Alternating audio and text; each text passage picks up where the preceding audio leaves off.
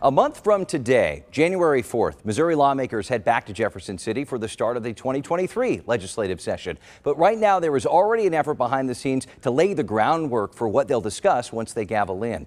Thursday, the pre-filing window opened up for state politicians. Gives them a chance to submit bills and set their agenda for the start of the session.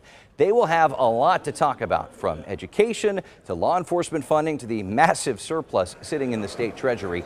And all of it affects the people of Missouri. So let's look ahead. Please welcome KMBC9 political reporter Michael Mahoney and Rudy Keller, deputy editor for the Missouri Independent. Gentlemen, welcome.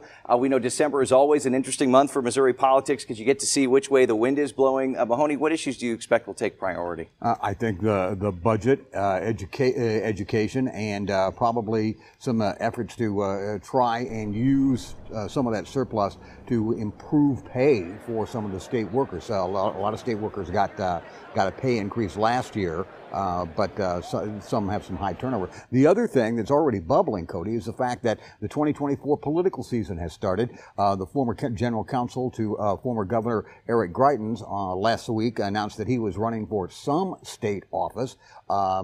His press release indicated perhaps a race for Attorney General, but he didn't say. So 2024's political season is already starting. We're already jumping in with both feet. Rudy, you're in Jeff City right now. What priorities have you been hearing about? Well, that budget surplus is very tempting. We've got $6 billion in the bank, almost $5 billion of it general revenue, another $1.5 billion that can be spent like general revenue. So in the summer they passed a tax cut. This spring they're going to spend it.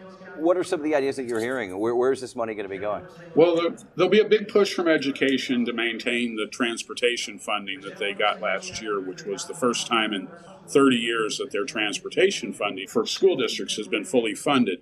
But with all that money, you're going to have people, there's Senator Bill Eigel from St. Charles County, who's considering to run for governor, wants to set aside some money to rebuild I-70 from Wentzville to Jackson County.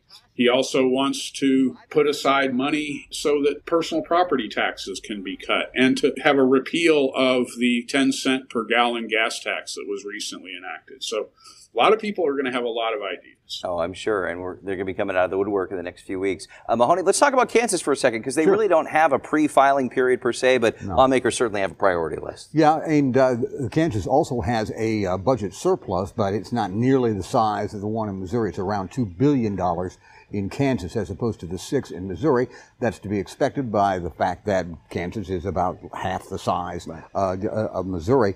The issues that are going to come up there are the issues that we heard a lot in the campaign, Cody. Medicaid expansion, medical marijuana. They're also going to be talking about what to do with other parts of their budget surplus, including perhaps getting some more money into special education funding. There was a big hearing this past week in Topeka about this, where folks from the Johnson County School said, look, you're supposed to be paying about 90% of this. You're not anywhere close to it. It's more like 70%.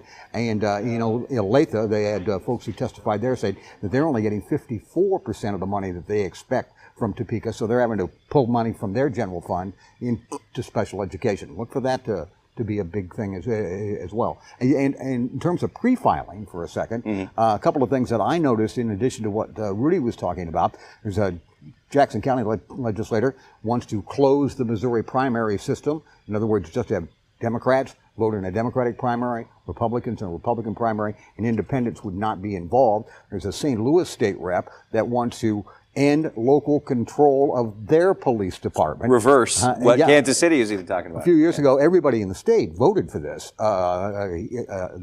ending local control in St. Louis. It was on the ballot over here as well. Now, there's a talk about sending it back to a board of police commissioners like we have here in Kansas City. Yeah, and Rudy, real quick, the conservative caucus is no more. We don't have redistricting. Will we see less gridlock in 2023?